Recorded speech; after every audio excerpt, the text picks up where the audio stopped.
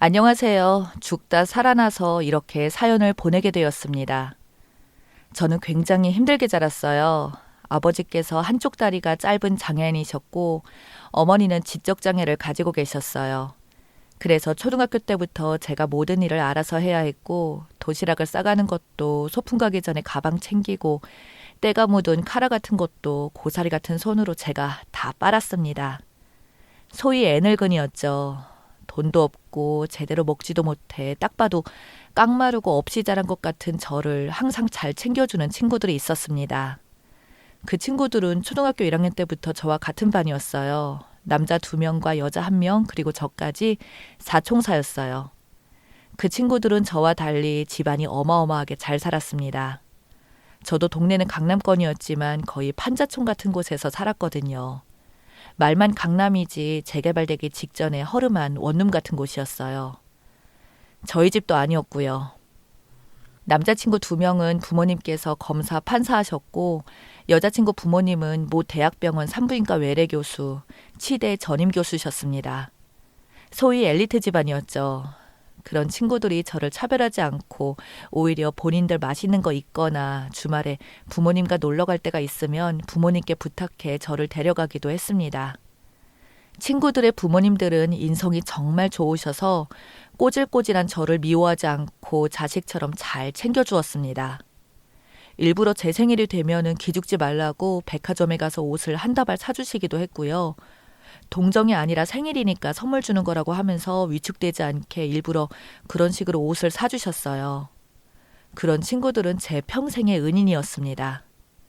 친구들 덕분에 자신감도 많이 생기고 든든했어요. 중학교 올라가서는 제가 공부에 두각을 많이 나타내 친구들이 저에게 공부 도움 요청을 하기도 했고요. 친구들 부모님들도 학원도 안 다니는데 항상 전교권을 웃도는 저를 신기하게 보셨습니다. 그리고 고등학교에 올라가서 저희는 뿔뿔이 흩어졌습니다. 남자의 2명은 남고로 진학했고 여자의 1명은 외고, 전 그냥 일반 고등학교를 진학했어요. 저희 모두 고등학생이 되어 공부를 하니 자주 만날 수 없었습니다. 그래도 항상 핸드폰으로 안부를 주고받았어요. 그러다 저희가 고등학교 3학년이 될 무렵 일이 터졌습니다. 저와 세상에서 제일 친한 여자친구였던 그 아이가 세상을 떠나게 되었어요. 항상 저희 사총사 앞에서는 웃는 얼굴만 보이던 그 친구가 어느 순간부터 얼굴에 그늘이 지더니 연락도 안 받고 그랬거든요. 그냥 공부하느라 바쁜 줄로만 알았지요. 그런데 알고 보니 그 친구가 남자친구와 일이 생겼고 남자친구가 그 사실을 학교 애들한테 떠벌리고 다니고 안 좋은 소문을 내서 그 친구가 어마어마하게 스트레스를 받았나 봐요. 사실 10대이던 아니던 그런 소문은 치명적이잖아요. 어른이면 아무렇지 않은데 친구가 복도에 지나갈 때마다 애들이 천박하다고 놀리고 귓속말을 하니 버티기가 힘들었나 봅니다. 결국 그 친구는 고등학교 3학년 올라가는 겨울 그날 세상을 떠났어요. 소식을 들은 저희 남자친구들은 충격에 휩싸였습니다. 저는 차오르는 분노를 참지 못해 친구의 학교에 찾아가서 난동을 피울 정도였어요.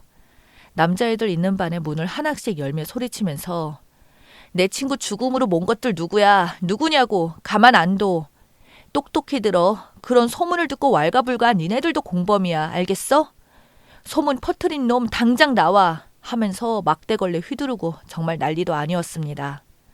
한 여자아이가 남의 학교에 찾아와 죽일 듯이 달려드니 학교에 상주하는 경비, 순찰하는 분들이랑 학교 선생님들이 절 끌어내고 저희 학교에 찾아오셔서 사건 설명하시고 거의 저는 퇴학 직전까지 갔습니다. 제가 다른 학교에서 난동을 피웠다는 사실 때문에 저희 학교에 있던 애들도 절 이상하게 보고 따돌리기 시작했어요. 그런데 저는 떳떳했어요. 내가 뭘 잘못했나 싶었고 죽은 내 친구를 벼랑 끝까지 몰고 간 니네가 이상한 거 아니냐고 소리쳤지만요. 사총사에 있던 남자친구들도 분노를 참지 못하고 한 번도 눈물 보이지 않았던 그 애들이 친구의 장례식에서 이틀 내내 너무 울어서 눈을 뜰 수 없을 지경이었고요. 남자친구들이 부모님이 검사, 판사였기에 이번 사건에서도 힘을 많이 써주셨습니다. 너무 우왕좌왕해서 어떻게 해야 할지 모르는 여자친구의 부모님 대신에 고소 등을 알아봐 주셨고 언론을 통해 사건을 여론화시켜 주시기도 했고요. 그런데 그렇게 한다고 해서 죽은 사람이 돌아오나요? 저와 남자친구들은 가슴에 큰 대못이 박혔습니다. 사총사에서 삼총사가 된 저희는 다짐했죠. 우리 서로 힘든 일이 있으면 그냥 가만히 내버려 두지 말고 발벗고 도와주자. 서로가 서로의 끈이 되어서 바다에 침몰하지 않게 잡아주자 하면서요. 그렇게 정말 말도 안 되는 일이 생긴 뒤 저는 학업을 거의 포기하다시피 했습니다. 문과에서 전교 1등을 줄곧 했던 저는 그 사건 이후로 아예 공부에서 손을 뗐고요. S대의 법학과에 들어가기 위해 법관이 되는 게 꿈이었던 저는 이유 없는 무력감을 느꼈습니다. 실제 그 사건이 터졌을 때 아무리 좋은 변호사, 부장 출신 판사, 변호사를 써도 친구를 죽음으로 내몬 애들이 실질적으로 처벌받는 것은 없었기 때문입니다. 남자친구들은 그래도 학업을 포기하지 않고 공부해서 소위 명문대에 들어갔지만 저는 그러지 못했어요. 그냥 국립대 4년제 학교에 들어갔습니다. 졸업도 겨우 했어요. 부모님보다 더 의지한 친구였기에 친구의 상실이 저에게 우울감을 불러일으킨 것 같아요. 대학교 졸업 후 호주로 워킹 홀리데이를 몇 년 갔다 오고 나서 모은 돈으로 한국으로 들어와 카페를 차렸습니다. 무슨 생각이었는지 몰라요. 당연히 쫄딱 망했고 그때부터 제 인생은 나락으로 떨어졌습니다. 빚더미에 앉으니까 사람들의 시선이 무서워지더라고요. 당연히 삼총사 친구들 연락도 다 씹었습니다. 삼총사 남자애들이 저를 찾겠다고 제 학교에 전화까지 하고 사방팔방 저를 찾아다녔다는데 저는 감쪽같이 자취를 숨겼네요. 너무 창피했어요. 친구들은 이미 학교를 졸업해서 한 명은 변호사, 한 명은 형사를 해서 승승장구했는데 나만 초라하게 이렇게 나락에 떨어진 것 같았습니다. 엎친 데 덮친 격으로 부모님도 돌아가셨고요. 그러다 제가 홧김에 남자를 만나게 되었어요. 워킹 홀리데이에서 만난 애였는데 그 남자아이는 호주에 있을 때부터 저를 좀 심하게 짝사랑했습니다. 집착이라고 말할 정도로요. 그런데 사람이 힘드니까 사리분별이 안 되더라고요. 그냥 도피성으로 그 남자와 연애를 하고 의지했습니다. 그리고 아이가 생겨서 거의 도피 결혼을 했고요. 결혼한 사실도 삼총사 애들 모르게 했어요. 그렇게 혼인신고만 하고 저는 시댁으로 들어가 살았는데 시어머니께서 어마어마한 성격이었어요. 저를 한시라도 가만두지 못하셨죠. 저는 원래 굉장히 강하고 남들 앞에서 힘든 티를 잘 안 내는 성격이었어요. 워낙 어릴 때부터 모든 걸 혼자 했어야 했기 때문이에요. 하여튼 그런 성격인데 배가 점점 불러오고 입덧이 심해지자 정신이 없더라고요. 그래서 시어머니랑 같이 밥 먹다가도 못 참으면 화장실로 달려가 막 토하고 그랬어요. 그런 모습이 시모께서는 못마땅했나 봅니다. 토하고 온 저의 머리를 손가락으로 톡톡 치며 적당히 하라고, 어디서 쇼를 하냐며, 지금 너 나 먹이는 거냐며 뭐라고 했습니다. 그것뿐만이 아니에요. 막말은 당연히 서슴지 않았습니다. 시모께서는 제가 사라지길 바라는 사람이었어요. 저 때문에 지 아들 앞길 막힌 줄 아는 사람이었습니다. 시댁에 못 사는 집안은 아니었는데 그렇더라도 잘 사는 집안은 아니었어요. 남편은 서울권 4년제 대학을 나와 취업을 못하고 프리랜서로 일을 했는데 시모께서는 본인 아들이 판검사, 의사 며느리랑 결혼할 줄 알았나 봅니다. 가당키나 하나요? 그래서 맨날 저를 폄하하고 이 세상에서 없어져야 할 존재로 보셨어요. 어쩌다 시모 핸드폰 어플 정리를 해드리다가 네이버 검색창을 봤는데 검색 기록이 상상 초월이더라고요.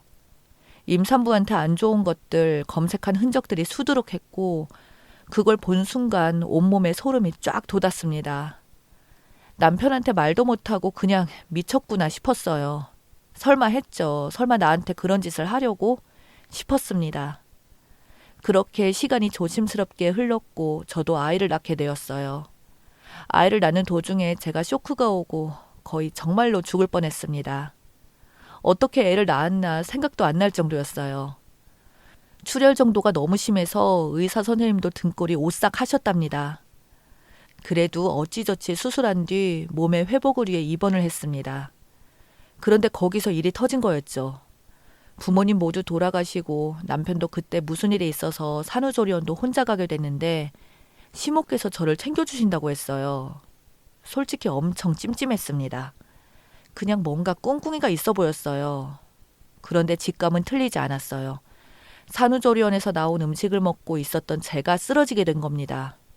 순간 정신이 아득해지면서 목이 타는 듯한 고통이 느껴졌어요.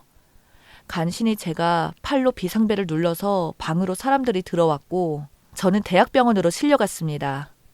이게 대체 어떻게 된 일인지 병원 측에서도 황당해했어요. 결국 경찰 조사에 들어갔습니다. 그런데 사총사 중 한 명이 형사라고 했잖아요. 그 사건을 담당한 형사 경찰관이 제 절친 삼총사 남자였습니다. 그 아이가 깜짝 놀라서 변호사가 된 삼총사 중 한 명에게 말했나 봐요. 그 친구는 대형 로펌에 들어가서 2년 뒤 선진국으로 유학을 가기로 예정되어 있을 만큼 유능한 친구였습니다. 친구들은 저를 찾았다는 것에 한 번 놀라고 제가 이 미스테리한 사건의 주인공이었던 거에 2번 놀란 거였죠. 형사였던 친구는 병원 CCTV를 돌려보고 충격적인 결과를 알게 되었습니다. 알고 보니 산후조리원에서 나온 그 음식들을 시모께서 중간에 가로채 수작질을 부린 장면을 잡은 거죠. 병원 비상계단 밖에 있던 CCTV의 측면으로 아주 짧은 장면 잡혔습니다. 그 사실을 듣고 친구는 극대노해서 바로 본인 회사에서 나오는 고급 세단을 몰고 저에게 찾아왔습니다. 어떻게 이런 일이 있는데 말도 안 했냐? 우리가 너를 얼마나 찾은 줄 알아? 제발 힘든 일이 있으면 말 좀 해. 라며 제 변호를 맡아주겠다고 선뜻 나서주었네요. 나 실력 좋다고 우리 로펌에서도 손꼽는 인재니까 나만 믿으라고 하면서요. 그렇게 삐까뻔쩍한 세단을 타고 양복을 갖추고 법원 배지를 찬 친구는 조사받는 시목계 가서 말했나 봐요. 제가 대한민국에서 제일 유명한 변호사입니다. 내가 세상에서 제일 아끼고 중요시하는 사람이 당신 며느리입니다. 사람 잘못 건드셨습니다. 부모 없다고 사람 한 명 죽이면 아무도 모를 줄 알았나요? 소송 한번 끝까지 가보자고요. 라고 시모에게 경고를 때렸나 봅니다. 시모는 당연히 안 걸릴 줄 알았는데 사색이 되어 끝까지 발뺌했지만 형사 친구의 치밀한 조사와 증거 수집에 결국 시모는 구속영장이 떨어졌고 살인 미수로 수사받고 있고요. 저는 기도가 다 헐어서 처음에 말도 안 나오고 정말 너무너무 힘들었지만 친구들의 격려와 위로 덕분에 몇 개월 뒤 목소리를 다시 찾을 수 있었어요. 그리고 남편에게 이혼 소송을 했습니다. 이딴 놈이랑 결혼한 내가 미쳤구나. 이제서야 정신이 들은 거였지요. 그렇게 저는 이혼했고 갓난 자식을 데리고 시댁에서 나왔습니다. 삼총사 친구들의 도움으로 작은 전셋집을 얻을 수 있었고요. 시모의 형량 1심에서 징역형이 떨어졌는데 생각보다 낮은 형량에 저희는 항소를 했습니다.